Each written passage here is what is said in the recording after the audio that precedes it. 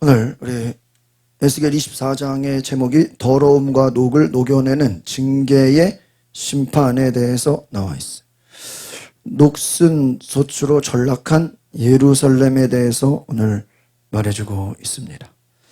오늘 우리가 이 24장의 내용을 제가 전체적으로 한번 이제 정리를 해드릴 텐데, 이 24장의 내용은 에스겔 사역에서 전환점이 되는 내용이다라는 거예요. 전환점. 두 가지 메시지를 담고 있어요. 1절부터 14절에 오늘 토요일 거의 말씀은 한번 따라합시다. 녹슨 가마솥 비유. 15절에서 27절 오늘 큐티는 따라합시다. 에스겔 아내의 죽음. 두 가지를 말해주고 있어요. 특별히 오늘 이 토요일 거 말씀은 녹슨 가마솥 비유. 여러분이 에스겔이 어려워요. 왜 어렵냐? 비유가 많이 나와요. 이 비유가 많이 나오는 게 어디예요? 요한계시록이에요. 그래서 구약의 에스겔, 신약의 요한계시록이 비슷하다 이렇게 성경학자들이 말합니다. 그래서 예루살렘의 부재 그리고 심판을 다루고 있는 거예요. 녹슨 가마솥. 또 에스겔 아내의 죽음 후반부는 성전 파괴와 백성의 충격에 대해서 말씀하고 있어요. 정리해드리면 바벨론 왕이 예루살렘을 포위한 날 주전 588년 1월 15일 이 정확히 연대가 기록이 되어 있습니다. 그래서 예루살렘은 큰 가마솥 그 안에 좋은 고기 조각은 백성의 지도자들을 비유하는 거예요. 그러니까는 큰 가마솥은 누구를 비유하는 거예요? 예루살렘. 예루살렘. 그리고 그 안에 좋은 고기 조각은 누구를 비유하는 거예요? 백성의 지도자들을 비유하는 거예요. 가마솥은 녹슬었대요. 가마솥이 뭐라고요? 예루살렘이죠? 예루살렘이 어떻게 된 거예요? 녹슬었다. 문제가 있다. 부패했다. 또 고기는 피와 부패로 가득했다. 고기는 썩어간다. 그 말은 뭐죠? 예루살렘도 문제고 지도자들도 문제다는 거예요. 하나님은 가마솥을 불 위에 올려 물을 끓이고 결국 고기와 뼈까지 다 뭐 해버리겠다는 거예요? 태워버리겠다는 거예요. 그럼 태워버리겠다는 뭐의 상징이에요? 하나님이 뭐 하신다는 거예요? 이것들을 가지고 심판하신다. 하나님이 심판하시겠다는 거예요. 여러분 우리가 이 내용들을 잘 보면 하나님은 굉장히 무섭게 말씀하고 계신 거예요. 그래서 가마솥은 녹슬고 고기는 피와 부패로 가득하다. 하나님은 이 가마솥을 불태워버리겠다. 고기까지 다 태워버리겠다. 예루살렘 지도자들은 우리는 가마솥 안에 있으니 안전하다 이렇게 생각한다는 거예요. 그러니까 예루살렘 자체가 우상이 된 거예요. 여러분 예루살렘이 자기들을 지켜줍니까? 아니죠. 여러분 이 고대 유대인들은 자기들이 유대인으로 태어난 것만으로도 천국 같다고 생각했어요. 그래서 유대인이고 주인이고 노예가 있거든요. 유대인이고 주인이고 남자인 사람들은 하루에 매일 감사했대요. 하나님 유대인으로 태어나서 감사합니다. 내가 노예가 아니라 뭐예요? 주인으로 태어나서 감사합니다. 여자가 아니라 남자로 태어나서 감사합니다. 그걸 매일 기도했다는 거예요. 왜? 유대인이고 주인이고 남자면 당연히 어디 간다고? 천국 간다고 생각했는 거예요. 교만해요, 안 교만해요? 교만하죠? 유대인이라고 다 천국 가요?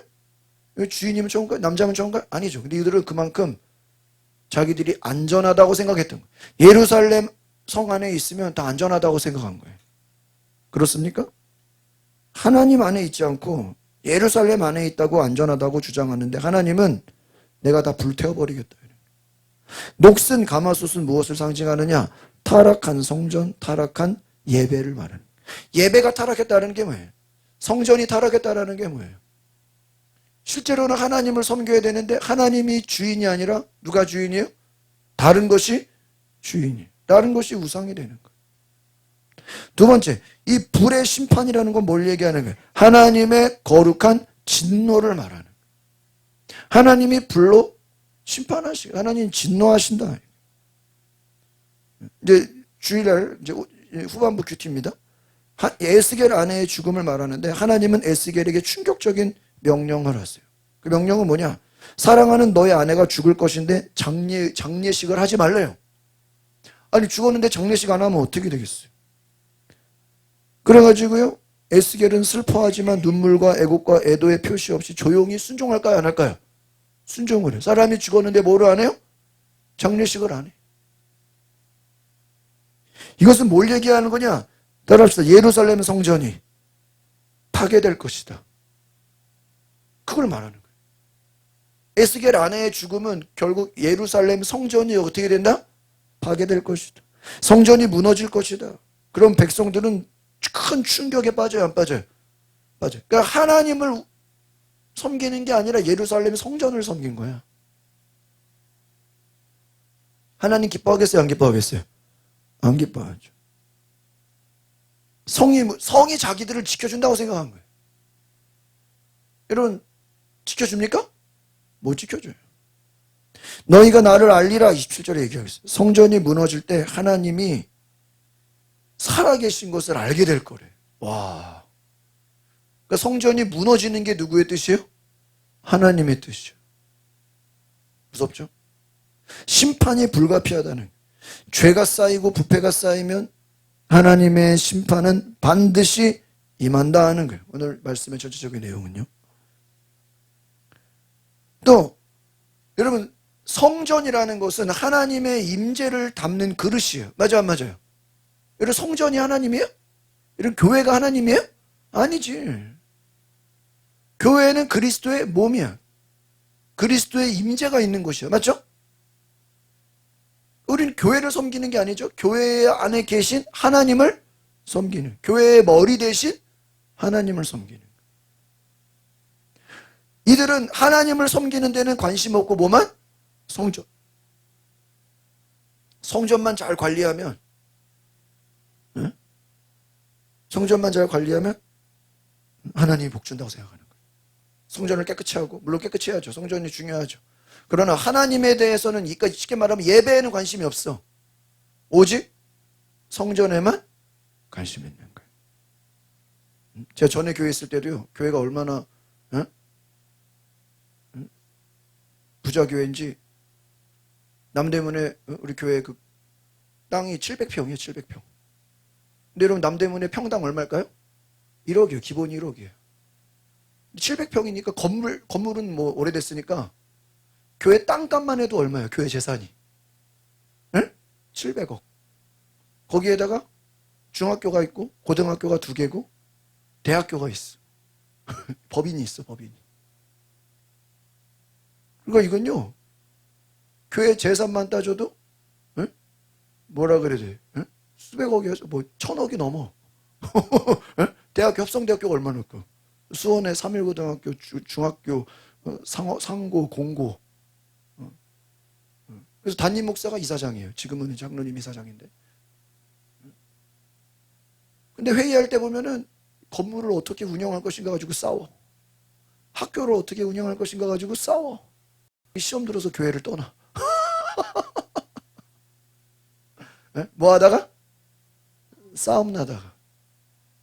응? 싸움 나다가 교인들이 떠나는 거예요. 그러니까 너무나 안타까운 거죠. 제가 이렇게 보면서. 물론 건물 중요하죠. 학교도 중요하지. 그러나 그게 하나님보다 더 중요하면 돼, 안 돼? 안 되잖아요. 하나님보다 더 중요한 거 아니죠. 하나님의 뜻이 먼저죠. 그런데 서로 의견 다르고, 뭐 누가 누구는 이거 하자, 누구는 저거 하자. 여러분, 제가 그런 걸 보면서요, 참, 성전이 우상이 되면 돼, 안 돼요? 안 돼요. 우상이라는 건 뭐냐면 하나님보다 더 중요하게 여기는 거예요. 여러분, 성경에서 우리가 왜 11조를 내라 그런지 아세요? 11조를 안 낸다는 건 그 사람은 물질이 자기의 뭐가 되는 거예요? 주인이라는 거예요. 안식일을 안 지키죠? 안식일을 안 지킨다는 의미는 뭐예요? 네 시간에 안식일을 지킨다는 거는 우리 일주일 시간의 주인이 누구라는 거예요? 하나님이라는 거예요. 여러분이 주일에 교회에 있다는 건 어떤 의미냐면요, 내 시간의 주인이 누구 거라는 거예요? 하나님이에요. 저 얼마 전에 아는 목사님하고 통화하다가, 미국에서 계신 학교 저희 선배님이신데, 사모님도 신학교를 나오시고 대학원을 나오셨어. 근데 어릴 때 일찍 미국에 가셔서 목회를 하셨는데 딸을 3명을 낳았거든요. 딸 3명을 낳았는데 그 딸 셋이 전부 다 하버드 대학을 들어갔대. 미국에 이민 가가지고 딸 셋을 전부 다 하버드대 보내기가 쉬워요, 어려워요? 전부 다 하버드대를 보냈어. 그래서 책을 냈어. 너도 소문 들은 나중에 보니까 우리 감신 선배, 목사님도 감신 나왔고 사모님도 감신 나왔어. 그래가지고 첫째 딸은 그 정치학을 해가지고 그 하버드를 나오고 또 어디 뭐 프린스턴에서 대학원 박사를 받아가지고 미국의 웨스트 포인트라고 우리나라로 말하면 육군사관학교 있죠. 육군사관학교에서 정치학 교수야. 목사님 딸이. 둘째는 법학을 해가지고 법학 쪽으로 가가지고 또 무슨 거의 교수급이고. 셋째는 또 지금 학교 다니고. 그래서 궁금하잖아. 어떻게 딸 셋을 다 하버드를 보냈냐고. 한 명 보내기도 어려운데 3명을 다 하버드. 그 어머니의 그 책에 그 나온 신문 보도를 읽어보니까 집에서는 무조건 한국말을 쓰겠대. 걔네들 영어를 5살 때 미국 갔으니까 다 영어 쓸 거 아니에요. 한국말을 무조건 쓰게 하고 가정 예배를 철저하게 드리고 주일날에는 아예 공부를 못 하겠대. 뭐를 못 하겠다고요? 공부를 아예 안 해. 주일날에는 공부하지 마라 그랬대. 무슨 말이야? 안식일을 거룩히 지키라. 그런데 하버드 갔어. 안식일을 거룩히 지키라 그래. 주일날은 공부하지 말라 그랬대. 오직 하나님을 기쁘시게 하는 날이다. 단순해요. 뭐 신앙교육이 특별한 게 아니에요. 주일날은 돈 벌지 마라. 주일날은 공부하지 마라. 그날은 뭐 해라? 오직 하나님께 예배만 드리고 안식을 하고 쉼을 갖고 쉬어라. 그날은 성경을 신앙교육을 해라. 하나님을 예배해. 하나님에게만 집중해라. 그걸 어머니가 철저하게 가르친 거예요. 셋 다 하버드를 갔어. 제가 이번 주에 그 소식을 읽고 책을 보고 그 뉴스를 보다가 와, 좀 대단하신 분이다. 여러분, 학생이 주일날 공부 쉬기가 어렵겠죠? 사업하는 사람들이 주일날 일 쉬기가 어렵겠죠? 왜 일하면 돈 버는데? 근데 내가 쉰다, 예배한다라는 건 뭐냐면 나는 내 시간의 주인이 누구라는 거예요? 하나님이라는 거예요.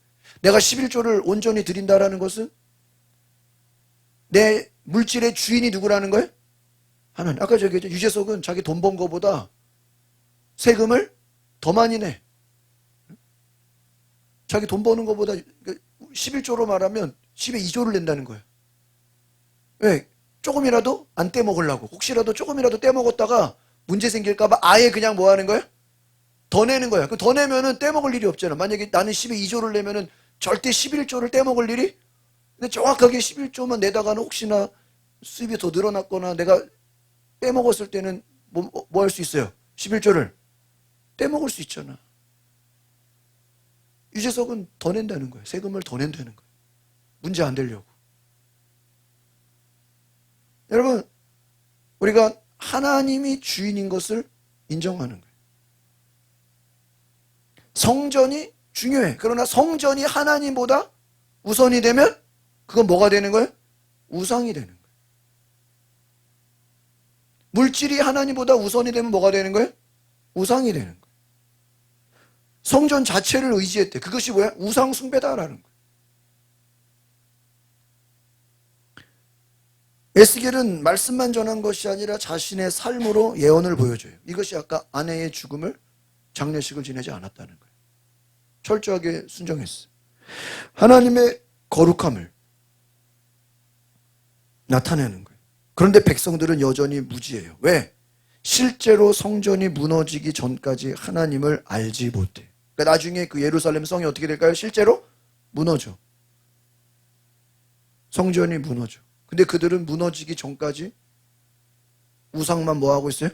숭배하고 있었다는 거예요. 사람들이 위기가 닥쳐도 우리는 안전해. 걱정하지 마. 안전해. 예루살렘 성 안에 있으니까 안전해. 예루살렘 성전이 옆에 있으니까 안전해. 교만했다 이거. 이 말은 뭐냐? 회개하지 않았다는 거. 완고하다 이거. 이스라엘의 고백이 뭐냐? 따라합시다. 우리는 성전이 있으니 안전하다. 안전해 안 안전해요? 성전이 있으니까 안전한가요? 아니죠.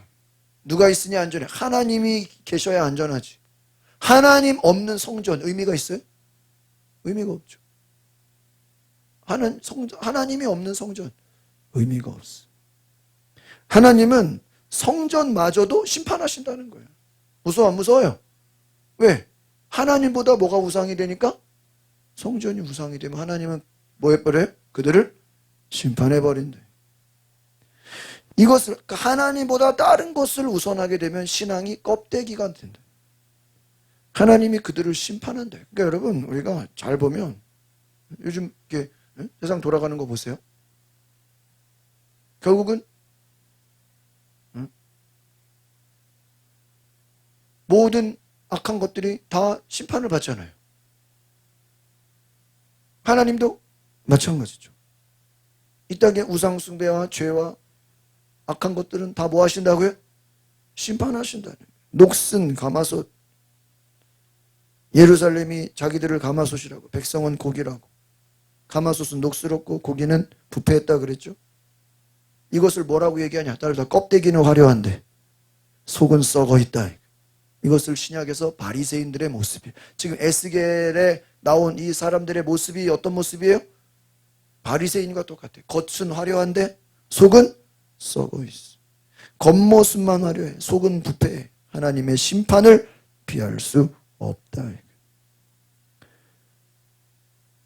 하나님의 불은 결국 모든 것을 다 태워버리신다. 이것은 이 태워버린다라는 것은 어떤 의미냐면요. 징계가 아니라 심판이라는 거예요. 징계는 뭐냐면요. 부분적으로 경고하는 거예요. 그걸 징계라 그래요. 그러나 다 태워버리는 건 뭐냐면 아예 심판이야. 다 쓸어버리는 거예요. 노아의 홍수는 뭐예요? 심판이에요? 징계예요? 심판이지. 전쟁은 뭐예요? 심판이지. 싹 뭐 하는 거예요? 쓸어버리는 거예요. 회개하지 않으면 결국 하나님은 다 어떻게 버려요? 다 죽여버리신다. 후반부에 에스겔의 아내가 죽는다 그랬죠. 이것 역시 성전이 파괴될 것을 상징하고 백성들은 너무나 큰 충격을 받아서 울지도 못하고 우리의 신앙도 마찬가지라는 거예요. 하나님이 우리의 전부가 되지 않으면 하나님은 그 나머지 모든 것들을 싹 다 어떻게 해버려요? 파괴시켜버린다. 심판하신다. 예루살렘은 우리들은 성전이 있으니까 안전해. 우리는 성전이 있으니까 문제없어. 하나님은 그 성전을 어떻게 해요? 무너뜨려버려요. 이것이 따라합시다. 녹슨 가마솥. 이런 가마솥이 녹슬면 쓸모 있어요? 없어요? 쓸모없어. 녹슨 가마솥. 겉모습이 중요한 것이 아니라 네 속에서 하나님을 제대로 섬기라. 심판의 불길 앞에서 우리는 회개와 순결한 믿음으로 돌아가야 되는 줄 믿습니다. 이 말은 뭐냐? 이 예루살렘의 성전이란 건 뭐냐? 따라합시다. 보이는 것을 의지하지 말라. 사람들이 자꾸 뭐에 끌려가요? 보이는 것, 보여지는 것, 보여지는 화려함. 그래서 제가 요즘에 이 열등감, 자존감에 대한 책을 보는데 한번 따라서 열등감이 많은 사람일수록 보여지는 것을 중요하게 여긴다. 열등감이 많은 사람일수록 화려함을 추구하다가 우상을 숭배하게 된다. 보여지는 것을 중요하게 여겨. 여러분 성경은 겉사람이 중요한 게 아니라 무슨 사람이 중요해요? 속사람이. 하나님은 우리의 뭐를 봐요? 중심을 보시는 거예요. 물론 겉사람도 좋아야죠. 그러나 뭐가 더 중요해요? 속사람이 더 중요해요. 아시겠습니까? 속은 썩어가는데 겉만 화려하면 되냐 말이에요. 그게 바리새인이야. 겉은 화려한데 속은 어때요? 썩어 있다 이거예요. 교회의 건물, 제도, 형식, 껍데기 그건 중요하게 여기고 정작 하나님과의 관계에는 어때요? 소홀해. 기도에는 관심이 없어. 예배에는 관심이 없어. 하나님 말씀에는 관심이 없어. 신앙의 겉모습 보여지는 거 그건 중요하게 여기면서 거룩함, 회개, 영성 하나님을 사랑하는 것 거기에는 관심이 없다. 감사하지 않는다는 거예요. 오늘 이것이 에스겔의 메시지. 눈에 보여지는 신앙, 그것을 버리고 하나님만을 의지하는 신앙이 되라. 아시겠습니까? 오늘 중요한 몇 가지 말씀을 보고 마치겠습니다. 지금 24장 초반에 보니까 소채 이야기가 나 소트를 넣고 뭐 푹 삶아라, 끓여라, 물을 부어라 막 나오죠. 막 소치를 끓이고 삶고 막 난리를 치죠. 6절을 보겠습니다. 6절 시작. 그러므로 나 주 여호와가 이렇게 말한다. 피 흘린 성아 화 있을 것이다. 아니 녹슨 소채 속은 녹은 없어지지 않을 것이다. 제비 뽑을 것 없이 한 조각씩 한 조각씩 그 고기 덩어리를 꺼내어라. 여기서 무슨 솥이라고 나와요? 녹슨 솥. 녹은 뭐 하지 않아요? 없어지지 않을. 화 있을 것이다. 이거면 너희에게 심판이 있을 것이다. 왜 심판이 있어요? 솥이 다 어떤 솥이 되어버렸어요? 녹슨 솥. 쓸모 있나요? 쓸모 없어. 8절을 보겠습니다. 8절 시작. 진노를 일으켜 복수하려고 내가 그녀의 피를 바위 위에 흐르게 덮이지 않게 한 것이다. 9절에 보니까 화 있을 것이다. 또 불을 붙여라, 고기를 삶아라, 뼈들을 태워라, 뜨겁게 해라. 여기서 보니까 10절, 다시 10절 읽어보겠습니다. 시작. 나무를 쌓아 올리고 뭐를 붙여라? 불을 붙여라. 고기를 삶고 양념을 넣고 섞고 뼈들을 어떻게 해요?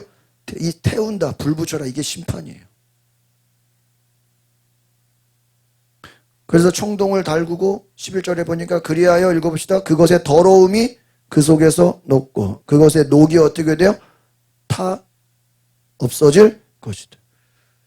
불로 심판해가지고 녹을 다 태워버리고 고기를 어떻게 해요? 다 태워버리고 뼈들을 태워버리고 다 없애버린다.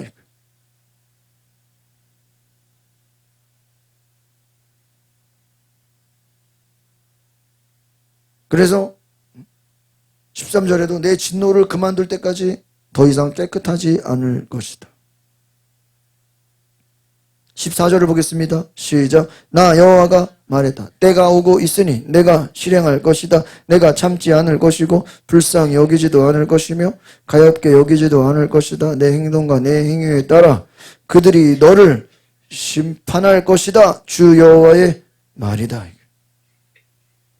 내 행동, 내 행위에 따라 뭐 할 것이다? 심판할 것이다. 심판할 것이다. 주 여호와의 말이다. 내가 뭐 하지 않겠다? 참지 않겠다. 불쌍히 여기지 않은 거죠. 가볍게 여기지도 않은. 지금 하나님이 아예 작정하고 맘먹어가지고요. 적당히 하지 않겠다라는 거예요. 아주 그냥 뭐예요? 혼을 내주겠다는 거예요. 가만두지 않고 뭐예요? 끝장을 내겠다는 거예요. 여러분 하나님의 심판이 무서워요? 안 무서워요? 무서워요. 무서워요. 하나님은 하나님의 뜻대로 하지 않는 것에 대해서 다 심판하죠. 요즘 우리가 세상을 보면은 아까도 말했잖아요. 암만 트럼프라도 대통령이라고 뭐 자기 맘대로 뭐 다 돼요 모든 게? 아니에요. 법원에서 어떻게 넌 불법이야. 그러면 어떻게 해야 돼? 에? 돈 받은 거 다시 다 돌려줘야 돼. 그죠? 관세는 그 국민들한테 받은 거라고요. 그 나라한테 받은 게 아니라 관세라는 건 자기들이 세금을 비싸게 때리는 거야. 그 비싸게 때리는 거는 누가 내는 거야? 그 돈을 국민들이 내는 거야. 예를 들면 우리가 뭐 이 꽃을 뭐 중국에서 사왔는데 10,000원이면 사올 걸 나라에서 관세 100% 해버리면 10,000원이 20,000원이 된단 말이에요. 그러면 그 나머지 10,000원은 누가 가져가는 거야? 나라에서 가져가는 거야. 그럼 국민들은 물가가 어떻게 돼? 올라가니까 누가 힘들어? 국민들이 힘들지. 중국은 장사가 안 되니까 힘들고. 응? 근데 이제 트럼프가 왜 그렇게 한 거예요? 외국산은 돈을 비싸게 받아서 좀 못 사게 하고 자기네 나라에서 만든 거는 이제 금액을 안 올려서 사람들이 이제 우리로 말하면 국산품을 애용한다. 우리도 보면 중국산이 싸잖아요, 항상. 응? 근데 만약에 중국산을 국산보다 더 비싸게 때리면은 우리가 국산 사겠어, 중국산 사겠어요? 만약에 야채 보면 중국산이 훨씬 싸요. 예? 국산은 비싸. 그죠? 근데 만약에 우리나라에서 관세를 한 200% 때려가지고 국산이 중국산보다 더 싸고 중국산이 더 비싸면 중국산 사겠어, 안 사겠어? 안 사지. 안 사지. 그걸 자기네 거를 사게 하려 그런 거예요. 의도는. 그러나 백성들은 그 전에 싸게 샀는데, 내가 이 꽃을 옛날에 10,000원에 샀는데 이제는 20,000원에 살려면은 사겠어, 안 사겠어요? 안 사지. 안 사고 말지. 그렇게 되는 거예요. 그러니까 우리가 생각을 해보세요. 하나님의 나라가 임한다. 하나님의 법이 임한다. 하나님의 심판이 있다는 거예요. 그 세상 돌아가는 걸 보면서 우리가 하나님이 심판하신다. 한번 따라해요. 하나님이 심판하신다. 그래서 성경에 보면 시편에 불신자가 잘 되는 것을 뭐하지 말아라? 부러워하지 말아라. 결국에는 뭐한다? 그들은 심판을 당한다. 불신자들이. 지금 정권도 마찬가지야. 아무리 권력 기세 등등해도 한 5년 지나보라고요. 또 어떻게 될까? 감옥 갈 수 있고. 그러니까 알 수가 없다. 누가 심판하셔? 하나님이. 이단들 봐요. 이단들 막 기세 등등하고 어마어마하죠. 허경영이가 지금 어디 있어요? 허경영이 어디 있어요? 지금 어디에 있어요? 감옥에 있어요. 사기로. 그래가지고, 근데 그 양주 있죠? 거기에 그냥 땅이 몇만 평이에요, 몇만 평. 근데 거기 신도들이 모여. 그래 옛날에 강의 녹음한 거 있죠? 5년 전 거, 3년 전 거, 그거 틀어놔. 자기들끼리 또 해. 영상 보면서.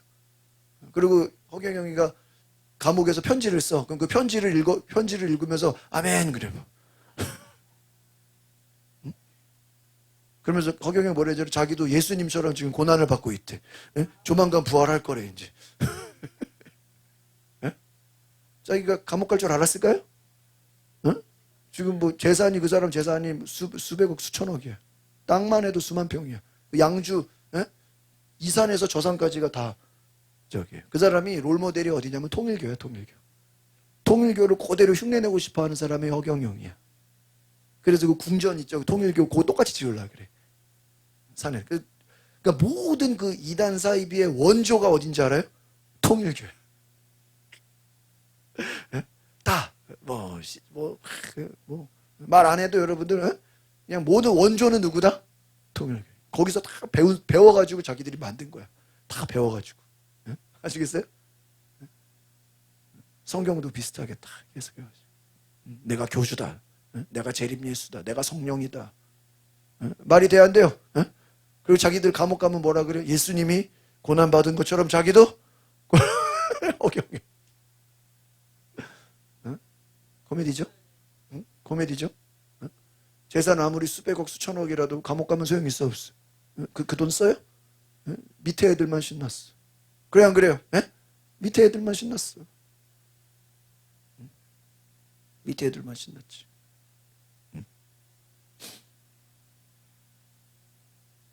여러분, 하나님은 하나님이 제일 싫어하는 게 뭐예요? 우상숭배. 하나님은 우상숭배를 반드시 어떻게 해요? 심판하죠.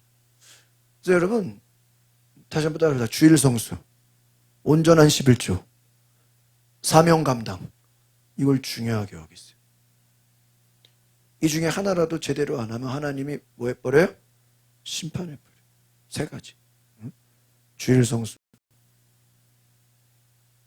그리고 사명 감당, 직분, 내게 주신 직분을 감당하는 거. 그거를 생명처럼 여겨야 돼. 안 그러면요, 다른 거 암만 잘해도, 아니 11조 대먹은 사람이 감사원금 많이 한다고 하나님 복 주겠어요? 그래 안 그래요? 예를 들면 봐, 주일 예배는 안 드려. 근데 새벽기도 열심히 나와. 하나님 복 주겠어? 아니 주일 예배를 나와야지. 새벽기도만 나오면 돼? 수요예배만 나오면 돼? 부흥회만 나오면 돼? 그래 안 그래요? 또 집사로서 권사로 자기에게 받은 직분이 있잖아. 그 직분을 감당해야지 예배만 드리면 되겠어. 직분을 감당해. 그래서요, 이 세 가지는 하나님이 반드시 심판하시죠. 그래서 주일 사명 감당, 직분을 감당하는 것은 어렸을 때부터 가르쳐야 돼. 철저하게 가르쳐야 돼. 그렇지 않으면 신앙의 기본이 무너져버리기 때문에, 기본이 무너진다는 건 어떤 의미일까요? 다른 거 아무리 잘해도 소용이 없어요. 복을 받지 못해요.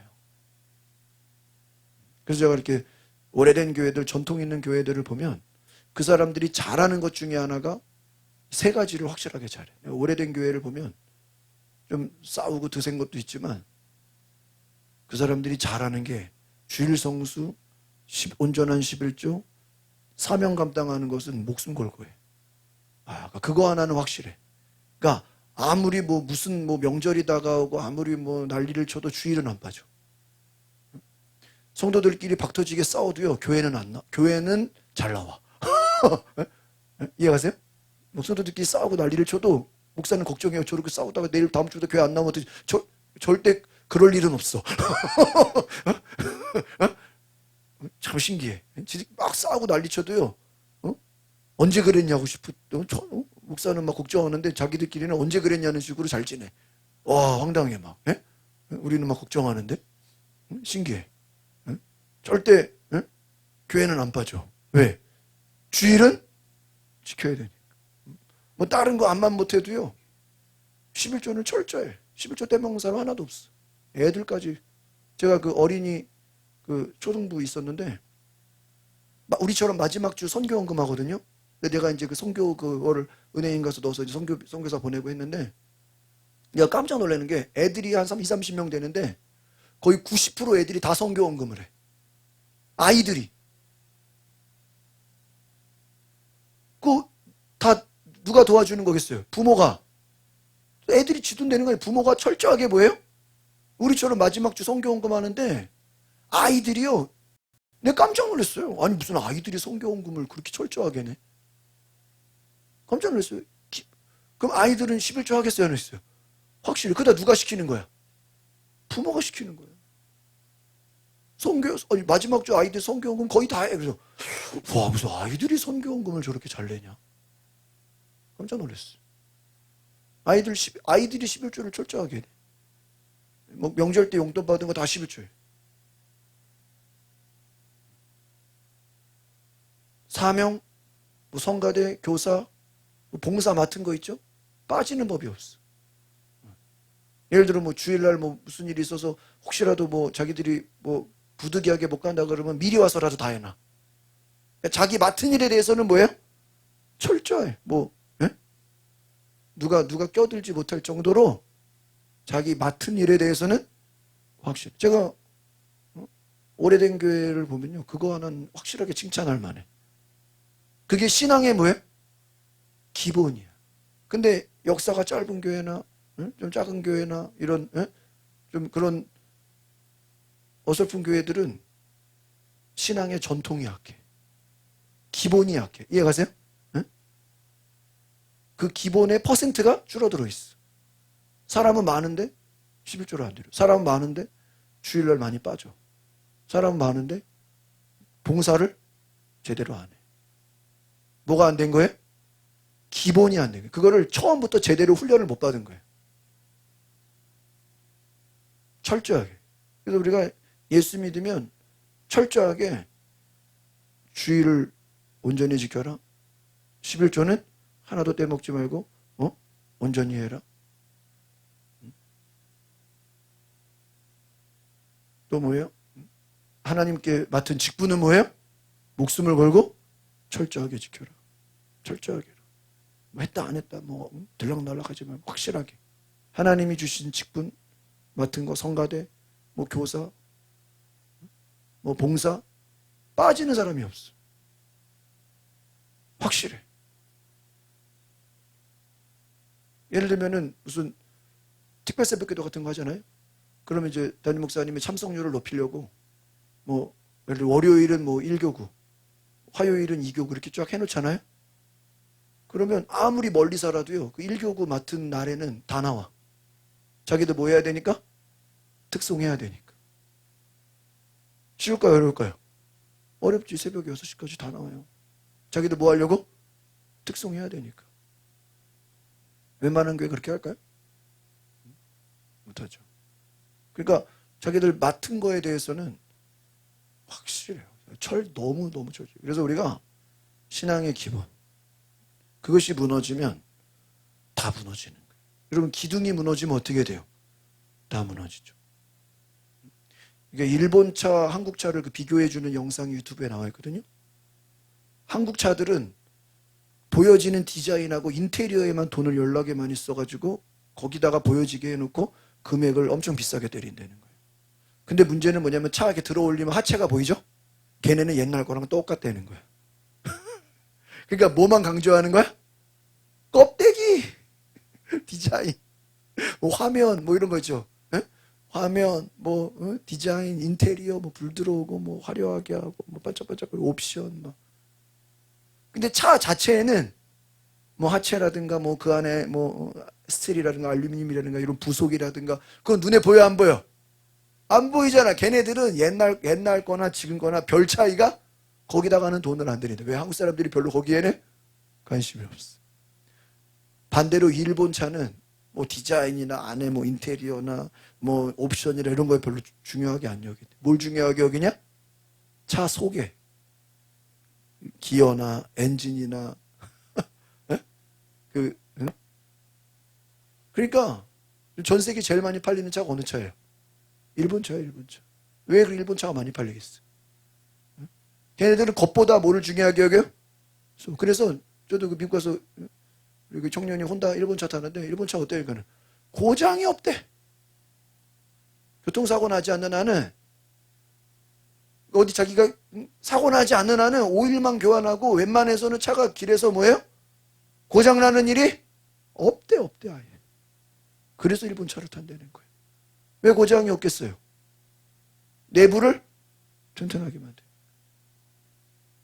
한국은 뭘 중요하게 여기고? 눈에 보여지는 거.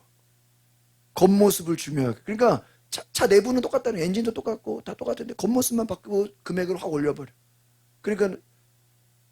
그러니까는 돈 많이 벌겠죠. 일본은 그러니까 쉽게 말하면 한국 5천만 원짜리 차라면 실제 돈으로 따지면 한 2천만 원, 2, 3천도 안 된다는 거예요.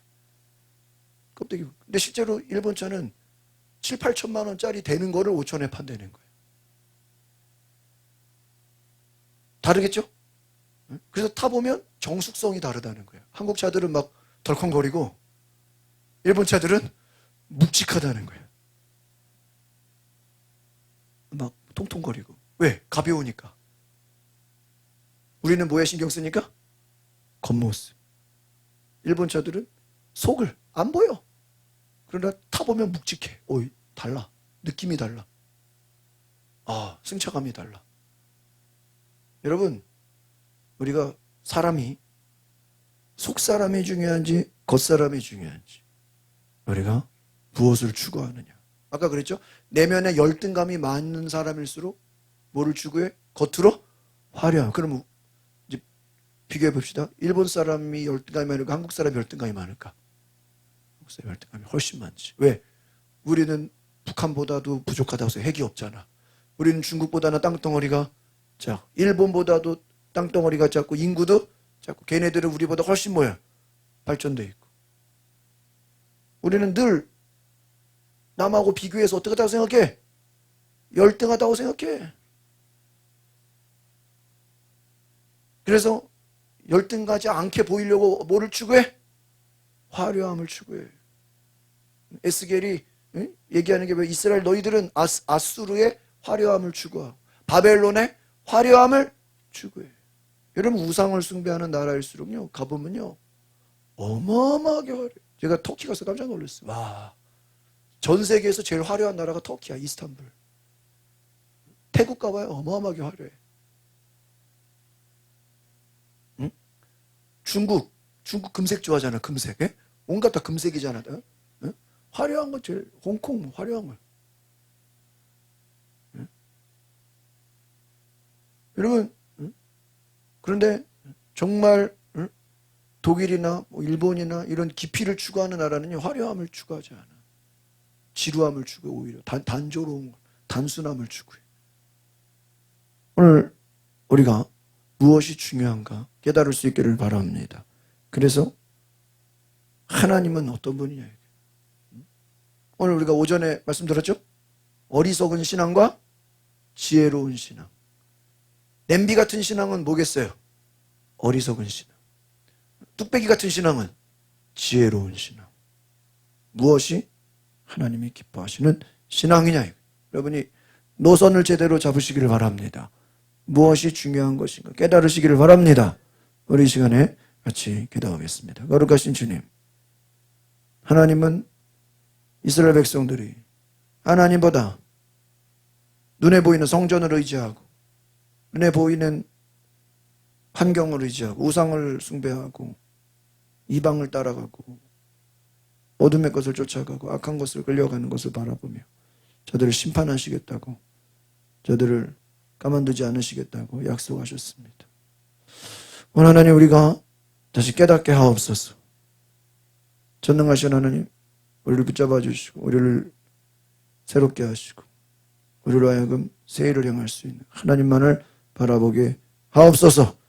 우리가 주님의 거룩한 능력으로 믿음으로 살게 하옵소서. 감사와 찬양을 드리며 예수 그리스도의 이름으로 기도하옵나이다. 아멘. 우리 이 시간에 자리에 일어나서 한번 찬양하며 기도합시다. 우리가 거룩하도다 함께 찬양하시면서 우리 자리에 일어나서